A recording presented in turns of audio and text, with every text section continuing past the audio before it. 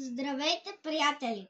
Днес сме купили закуските на Фънис. Вече ги има налични в магазина в Sunday Habit.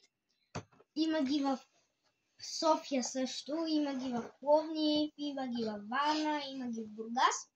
И така, имаме Панда Пилос, Оранж Магма и Хипомелон. И сега ще ги пробваме. Мисля, че тези не знам.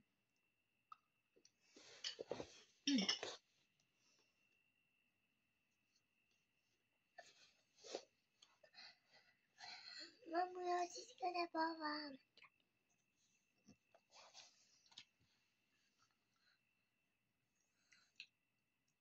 Девет от 10.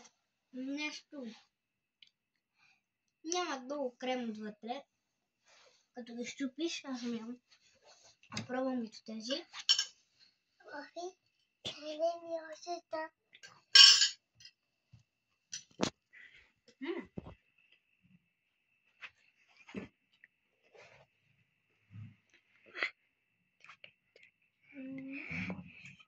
Тези са 10 от 10.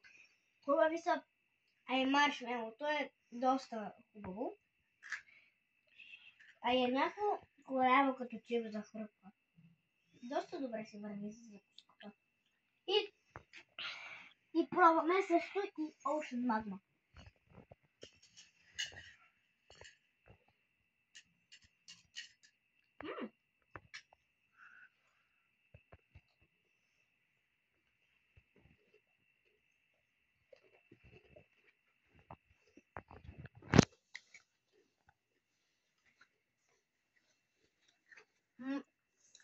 И това е 10.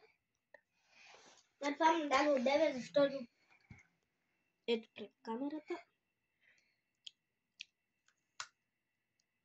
И да го шибим недостатъчно крем отвътре.